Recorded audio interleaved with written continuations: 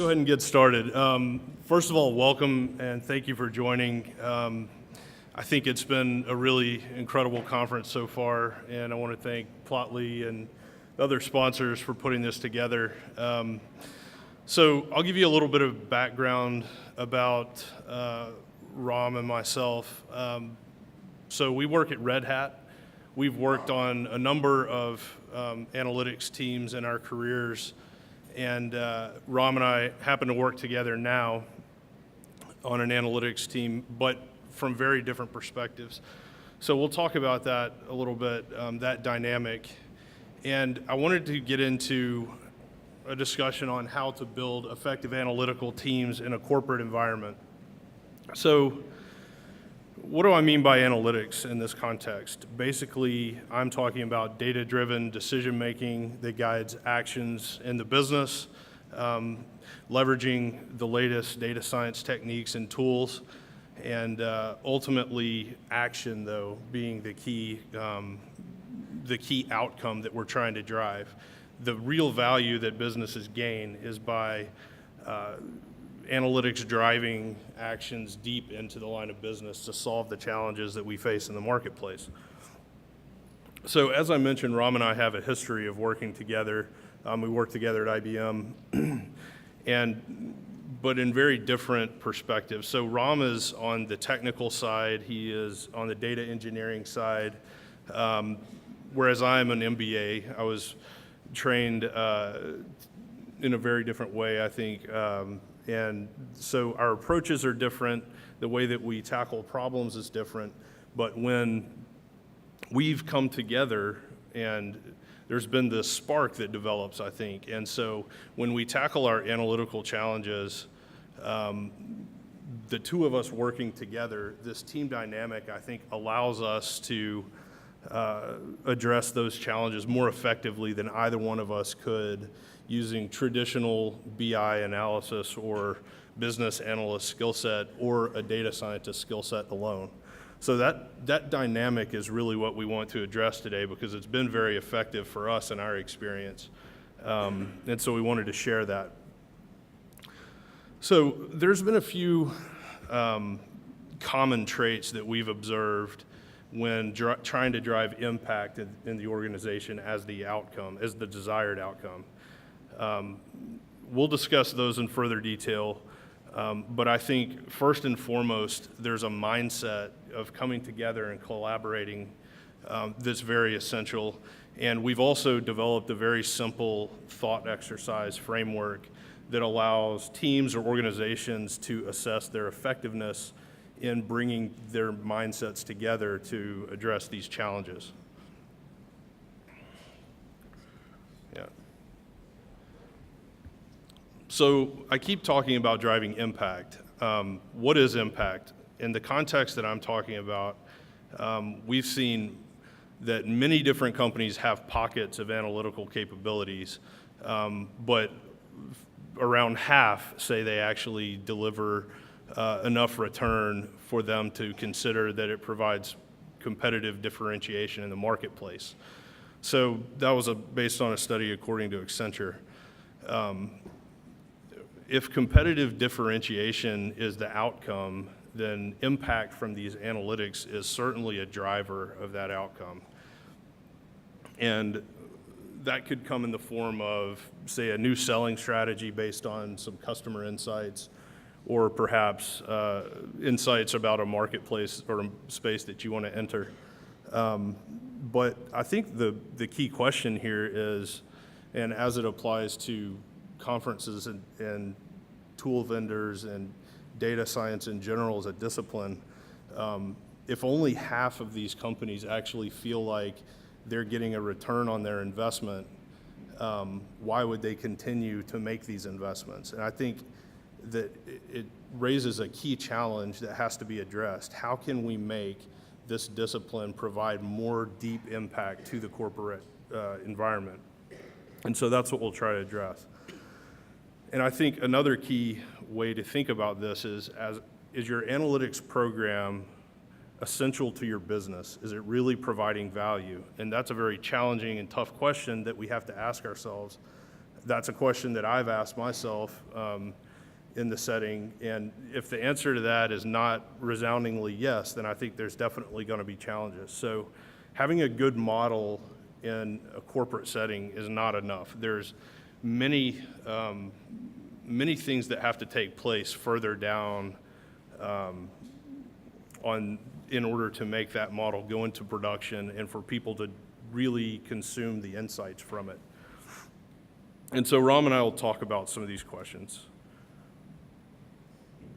So Ram's going to go through a framework that we developed to help assess effectiveness. Thanks, Zach. We have worked on several analytics projects in the past, and what we have noticed is that a lot of them fail, some succeed, and that's the story typically you hear all the time when it comes to analytics.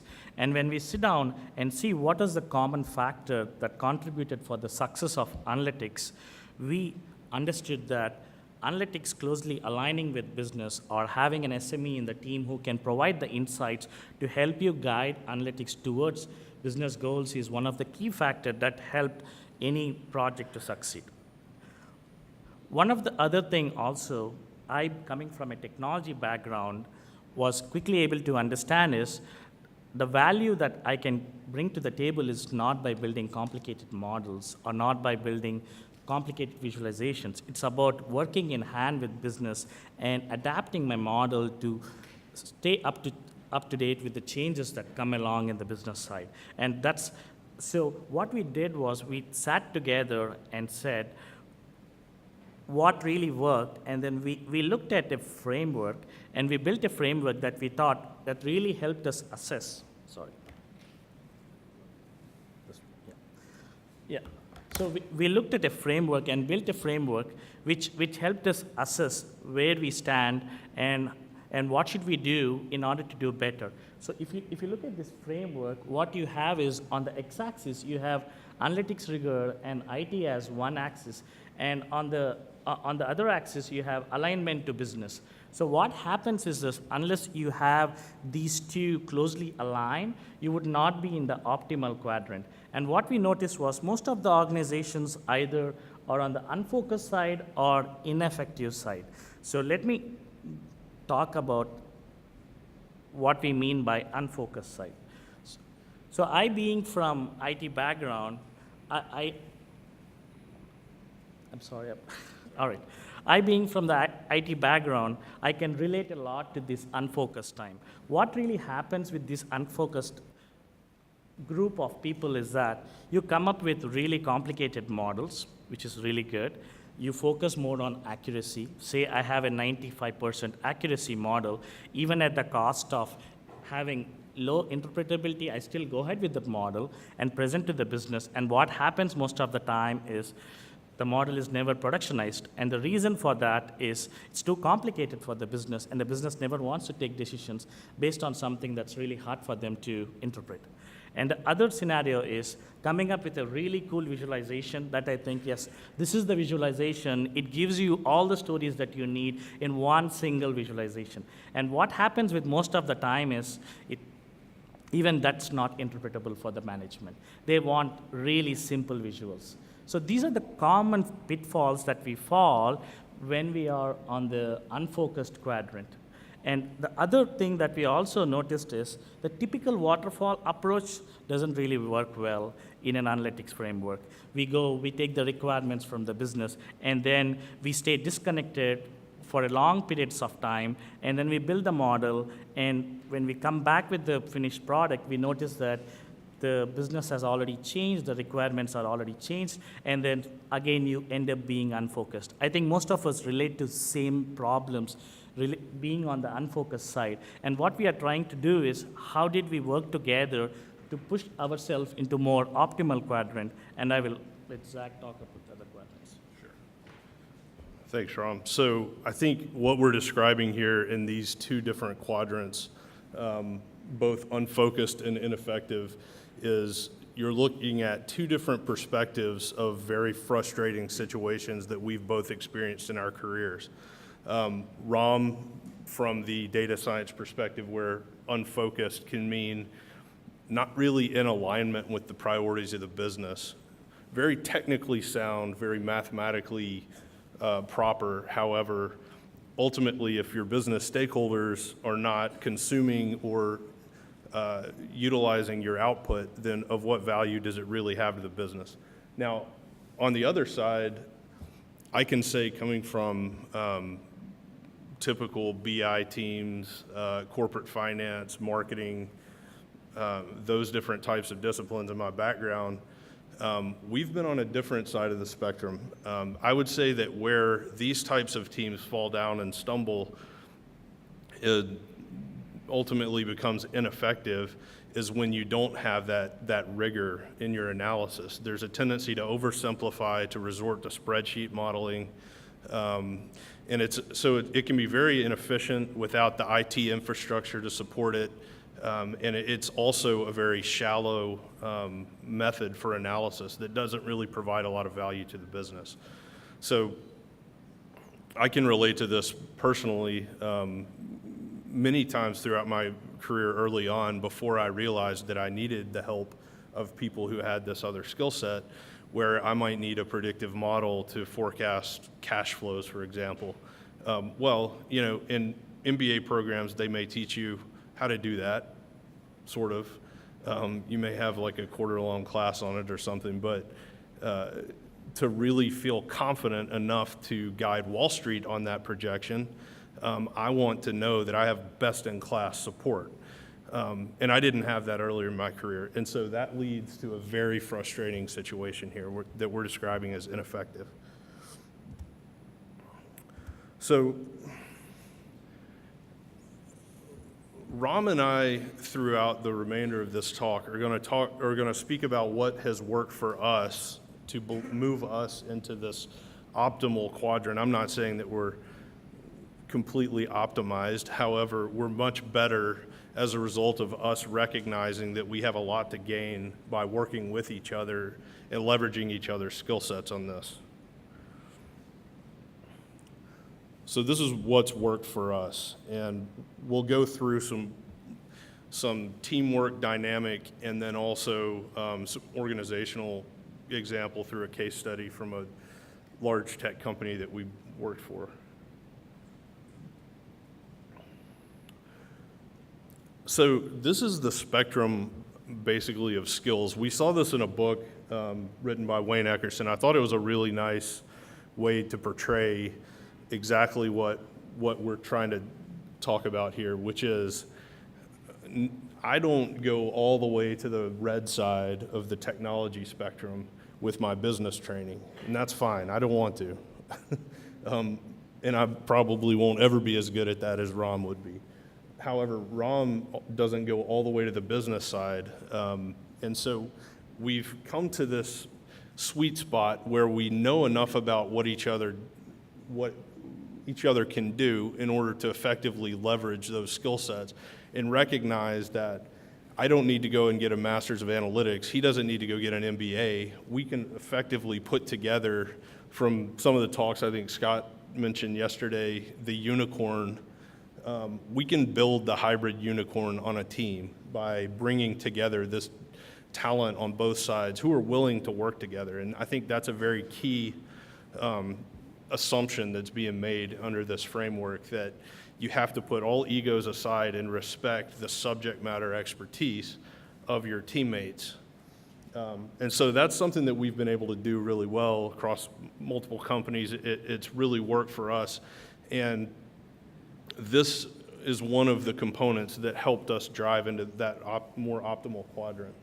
So I think when businesses and data science teams in general think about where to focus efforts, if they're looking to make their output more production ready, this is an excellent way to do it, is to hire and cultivate in that sweet spot. And so Ram's going to take us through a quick case study. Thanks, Zach. So this is a case study from a large organization where we work together. So as you can see on the left side, we started with a centralized model, and what happened with that model is that we had all the requests from the business group coming to us, and it was funneled to the chief data scientist, and chief data scientist used to prioritize all the requirements, and then we pick up some requirements for different groups and deliver on them. What happens with this model is, as you can clearly see, though it's creating a lot of value in the company, there is a problem of not staying connected with the business group.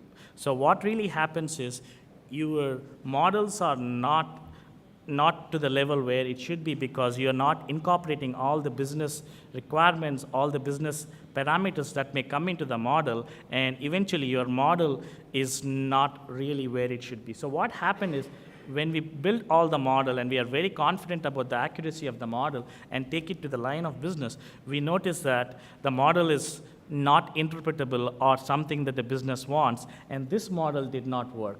Then what we did was, we quickly realized that having a centralized approach is probably not something that worked, so we moved on to more having a decentralized, more embedded data science model, where the data science was reporting to the line of business. And what happened with that model is, the data scientist spent a lot of time with the business group, tried to get deeper understanding of the business domain. By having a deeper understanding of business domain, he was able to create much valuable and much useful models which were acceptable by the business.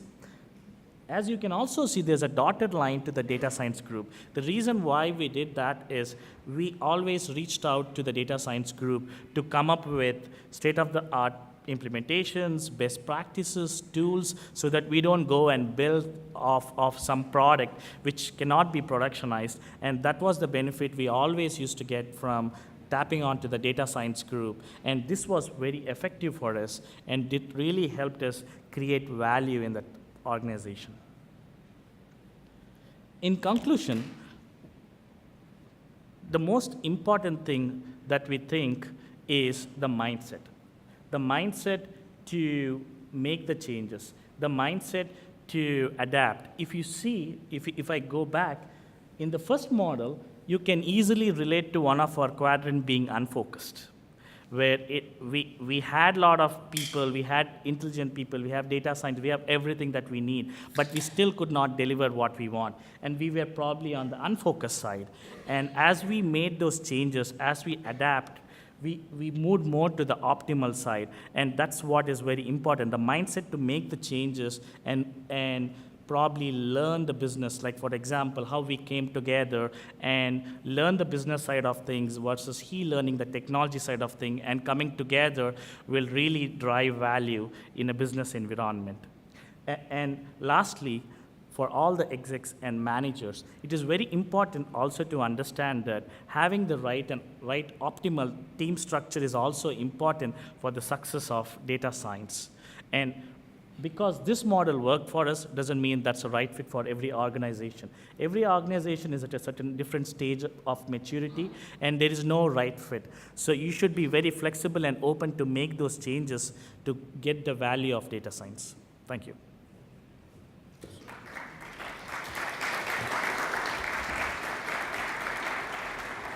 So I did want to add a couple of other points. I think Ram said it well, that flexibility, there's not really one size fits all approach for this. What we found is that you have having a very agile team structure that allows you to adapt and reinvent yourself is very, very important to deliver this value and impact to the business. So in the particular example, that was a very expensive failure that you witnessed on that little chart that shows that blue arrow. That blue arrow glosses over a very disruptive organizational change in the company.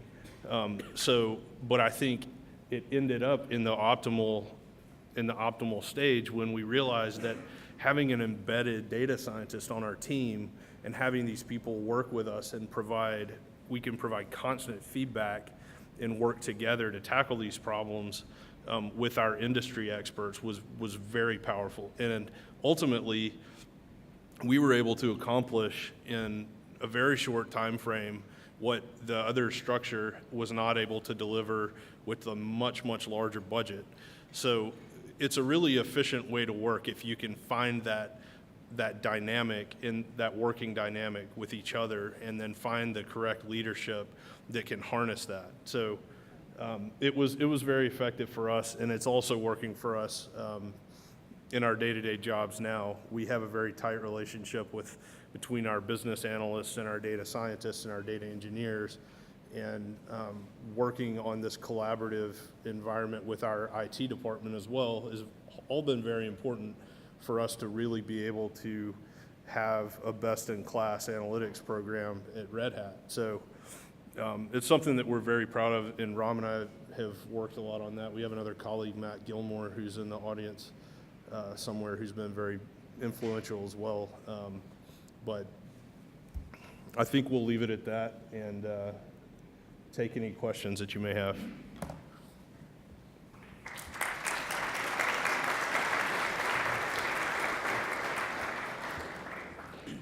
Questions? Nope. Yep, go ahead. So you showed that graph about the young folks that are infected. Uh-huh. And I imagine it's really hard to get out of there, especially in like places that just hire data scientists and have management that says, here's the data, do some of the data, I'm going to need this for the next month. Get Right. back in a month, and they will actually talk to data scientists. Or versus like, like I think somebody said yesterday, like my manager only wants to see like bubble charts because he loves bubble charts. So he asks for that. So you don't actually have like you can make the individual stuff, but the manager doesn't want to see that. Yeah. Get to that stuff. So how do you, like, with bigger companies that aren't agile, don't actually have communication, how would you get to the optimal part of the graph? So I think it's very important to develop a network of people that can help support you outside of just the data science team, that can help integrate you within the business.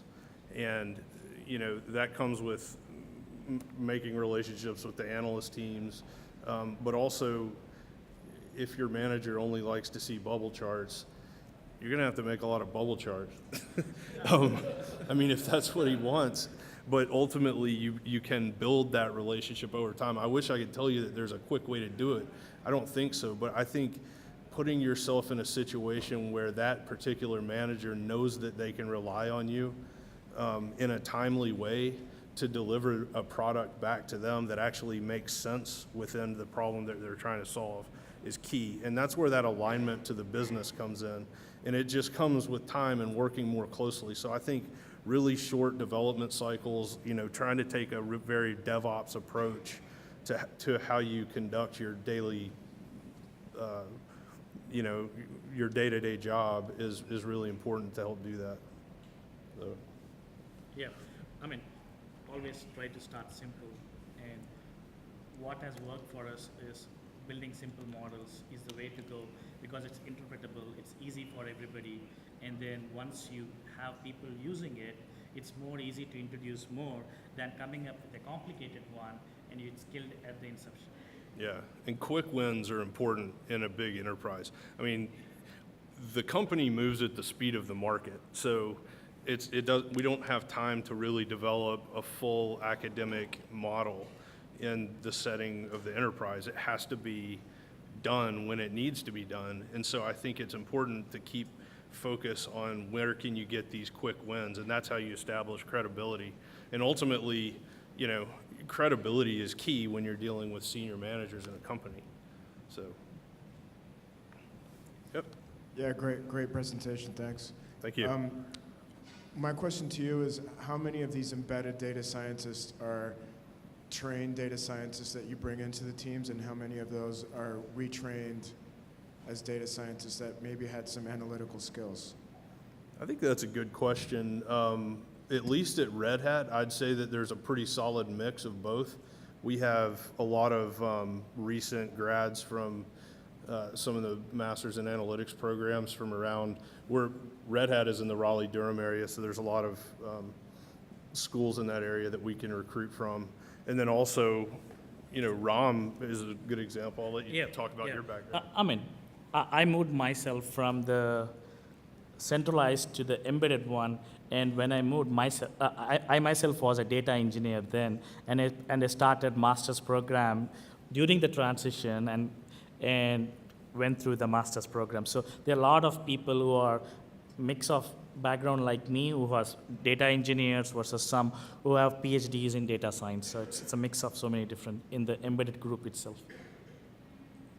Yeah, and I mean, so then there's people like me who I would never consider myself a data scientist, but I think some of the more traditional analysts have tried to at least start picking up on some of these skills enough to know how to deploy them effectively. And so that's also a very key component in the corporate setting. If you really want to go out in the marketplace and compete on your ability to have a very strong analytics program that gives you competitive insights, that gives you a leg up on your competition, you have to figure out how to put the whole thing together. It's not just having the model and presenting it to the CEO. The CEO sees 20 presentations a day, and then he goes, okay, great. It's more about having the network and the community in your company that when you produce a brilliant analysis, that it can really be penetrated. And that's where I think working together with the line of business managers in the corporate strategy teams and the functional disciplines at the company can help you do that, because that's what people like me do for a living, take other people's smart work and figure out how to use it. So. Question over here. So interesting model you have. How do you make sure that your analysts or data scientists are questioning business manager decisions with the data instead of just confirming what they want to know? Yep. So how do you, with this model, give them the kind of power to question their boss? Well, I think in this model, the way as we envision it, it's not necessarily a top-down structure. We're talking about data scientists being embedded with traditional or business analysts. So it would be, if you think about the team structure, it might be Ram and I working together as an MBA, as a data scientist, to challenge a problem and then jointly pitch that to our boss. So ultimately, I don't think it's as much that the data scientist has to challenge their business manager boss with the data. I think that comes naturally based on the conclusion of the analysis. Yeah, in the way the team's set up. Yeah, one thing I want to add here is that, like Zach many times brings in the business perspective of what's needed, and then I generally come in with the perspective of, is the data really supporting us? And that's where the challenge comes in, where we always question, do we have enough data to support what we are basing our decisions on? And that's where data science can really come in this embedded model, to question everything that has been done to see if data supports that. Do we have enough model accuracy, enough data to actually say that, yes, this is the way to go? And that's where these dynamic really work together well. And so I think the other way that this can work really effectively, let's say you have a conclusion that's not supported by your data, where working with business analysts can really benefit is providing that level of business acumen and deep knowledge of subject matter expertise of the company to figure out an alternative solution and then go back to the modeling and really have that teamwork dynamic that allows you to get to a better solution. So I think we're out of time. Thank you. Thank you very much, everyone.